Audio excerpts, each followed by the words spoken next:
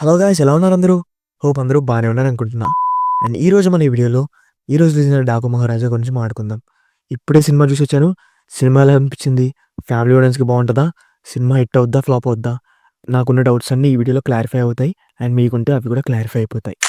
First of all cinema plot line గురించి చెప్పాలంటే, మన హీరో అదే 'డాకు మహారాజా' ఒక అమ్మాయి కష్టమొస్తే ఒక ఊరికెళ్తాడు. ఆ తర్వాత ఏమైంది? అసలు ఆ అమ్మాయి ఎవరు? ఏం కష్టం వచ్చింది? తర్వాత ఏం జరిగిందనే స్టోరీ. ఈ స్టోరీ లైన్ ఆల్మోస్ట్ 'భగవత్ కేసరి' కొంచెం సిమిలర్‌గానే ఉంటది గానీ, టేకింగ్ సిమిలర్‌గా ఏం లేదు మనం అనుకున్నట్టు. సినిమా గురించి ఒక్క మాటలో చెప్పాలంటే, సినిమా ఎలా ఉందని అడిగితే మాత్రం నేనైతే పెద్దగా నచ్చలేదని చెప్తావయ్యా. సినిమా బానే ఉంది. ఒక సెట్ ఆఫ్ ఆడియన్స్‌కి పిచ్చి పిచ్చిగా నచ్చేస్తది. కానీ ఒక న్యూట్రల్ ఆడియన్‌గా అండ్ ఒక మంచి సినిమా కోసం వెళ్లి చూస్తే ఈ సినిమా పెద్ద దెబ్బేసిందని చెప్పాలి. ఈ సినిమా గురించి ఇన్ డెప్త్‌గా చెప్పాలంటే, సినిమా స్టార్టింగ్ నుంచే బోరింగ్‌గా స్టార్ట్ అయింది భయ్యా. ఆ ఎంట్రీ సీన్ ఒక్కటి మినహాయిస్తే సినిమా ఆల్మోస్ట్ ఫస్ట్ హాఫ్ అంతా బోరింగ్‌గానే ఉంటది. కానీ అప్పుడొచ్చింది భయ్యా ఒక సీక్వెన్స్. ఇంటర్వెల్‌కి ఒక హాఫ్ ఎన్ అవర్ కాదు కావచ్చు, ఒక 20 మినిట్స్, 15 మినిట్స్ ముందుంటది. అక్కడి నుంచి ఇంటర్వెల్ వరకు సినిమా అద్భుతంగా ఉంటది లిటరల్లీ. నాకైతే ఆ సీన్‌తో ఫస్ట్ హాఫ్ ఒక్కసారిగా elevate అయిపోయిందనిపించింది.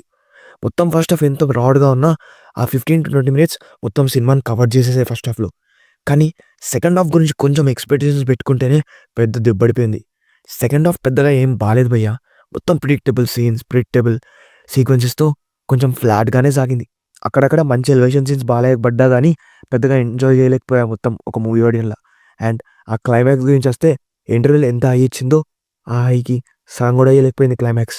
Literally very poor climax rating అని చెప్తా నేనైతే. ఒక మంచి క్లైమాక్స్ పెట్టుంచి, ఆ సెకండ్ హాఫ్‌లో కొన్ని ఇంట్రెస్టింగ్ సీక్వెన్సెస్ పెడితే సినిమా రిజల్ట్ వేరేలా ఉండేదని నేను నమ్ముతున్నాను. అండ్ ఈ సినిమా గురించి పాజిటివ్స్ అండ్ నెగెటివ్స్ కొంచెం డెప్త్‌గా చెప్పాలంటే, మెయిన్‌లీ సినిమా పాజిటివ్స్ మాట్లాడితే ద మేజర్ పాజిటివ్ మ్యూజిక్ భయ్యా. లిటరల్లీ 'విక్రమ్‌కి' అనిరుద్ ఎలా కొట్టారో, ఈ సినిమాకి తమన్ అలా కొట్టాడు మ్యూజిక్.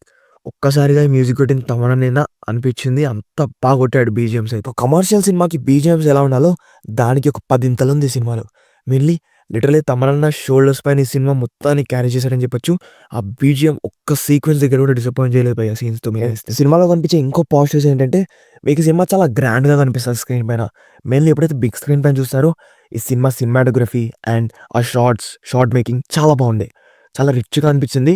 అండ్ తక్కువ బడ్జెట్‌లోనే తీశారు. పెద్ద 400 కోట్లలా పెట్టలేదు గానీ, తక్కువ బడ్జెట్‌లోనే చాలా మంచి విజువల్ చూపించారు కమర్షియల్ సినిమాకి. ఇక ఇంకో పాజిటివ్స్ ఏంటంటే, బాలయ్య స్క్రీన్ ప్రెజెన్స్.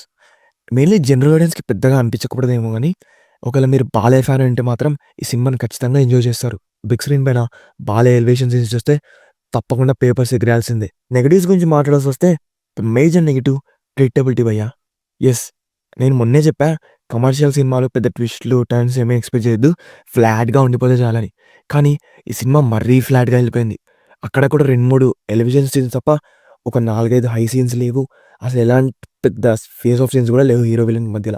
అక్కడక్కడ ఫైట్ సీన్స్ కొంచెం బానే ఉన్నా, ఓవరాల్‌గా ఫైట్ సీన్స్ కూడా పెద్ద బాగున్నాయని చెప్పలేం. మెయిన్‌లీ రొటీన్ కమర్షియల్ సినిమాలు ఎలా ఉంటాయో అలానే ఉన్నాయి. అండ్ కొత్తగా కూడా ఏమనిపించలేదు. అండ్ బాబీ ఒక డైరెక్టర్‌గా బానే తీసినా, ఆ స్టోరీ రైటింగ్ అండ్ స్క్రీన్ ప్లేలో ఫెయిల్ అయ్యారని అనిపించింది. మెయిన్‌లీ కోర్ ఎమోషన్‌ని ఎక్కడ క్యారీ చేయలేదు.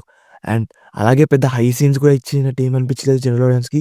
బాలయ్య ఫ్యాన్స్ కోసం మాత్రమే తీసినట్టుంది ఈ సినిమా. ఇంకో నెగెటివ్ ఏంటంటే, ఆ చెత్త ట్రాక్ భయ్యా. 'ఊర్వశి రౌతేల' గారి మధ్యలో సీన్స్ ఏవి కూడా పెద్ద ఇంట్రెస్టింగ్‌గా అనిపించదు. అండ్ ఆ 'దబిడి దిబిడి' సాంగ్ అయితే ఆల్రెడీ సోషల్ మీడియాలో ఎంత ట్రోల్ అవుతుందో తెలుసు. దాన్ని పెద్దగా చెప్పాల్సిన అవసరం లేదు. సో, ఇక ఓవరాల్‌గా సినిమా గురించి ఒక వర్డిక్ట్ ఇవ్వాల్సొస్తే, నేనైతే ఈ సినిమాకి రేటింగ్ అయితే ఒక 2 ఔట్ ఆఫ్ 5 ఇస్తా భయ్యా. ఇక ఒక్క ముక్కలో చెప్పాలంటే, మీరు బాలయ్య ఫాన్స్ అయితే సినిమాకి మీకు పక్కా నచ్చిద్ది గానీ, ఒక జనరల్ ఆడియన్‌గా చూస్తే అది మీ పైన డిపెండ్ అయి ఉంటది. ఒకవేళ నాలా కొంచెం మంచి ఎక్స్‌పెక్టేషన్స్‌తో వెళ్తే తప్పకుండా నాలా డిసప్పాయింట్ అయ్యేస్తారనుకుంటా. పెర్ఫార్మన్సెస్ అండ్ టెక్నికాలిటీస్ గురించి చెప్పాలంటే, టెక్నికాలిటీస్‌లో సినిమాటోగ్రఫీ చాలా బాగుండే. మన 'గేమ్ చేంజర్' అండ్ ఈ సినిమా రెండిటికి సినిమాటోగ్రఫీ టాప్ నాచ్ ఉండే. అండ్ ఎడిటింగ్ కొంచెం బాగా చేసుంటే మంచిగుండేది. అక్కడక్కడ కొన్ని సీన్స్ కట్ చేసి షార్ప్‌గా చేస్తే బాగుండేదనిపించింది. అండ్ ఇక మ్యూజిక్ గురించైతే ఎంత మాట్లాడుకున్నా తక్కువే. Literally Thaman one of the best works అని చెప్పొచ్చు ఆల్ టైమ్. అండ్ పెర్ఫార్మన్సెస్ విషయానికొచ్చేస్తే బాలయ్య గారు యాజ్ యూజువల్ ఎనర్జిటిక్‌గానే చేశారు. అండ్ ఇక వేరే వాళ్ళకి పెద్దగా స్కోప్ ఉన్నట్టు అనిపించలేదు. కానీ ఉన్న దాంట్లో వాళ్ళు కూడా బానే చేశారు.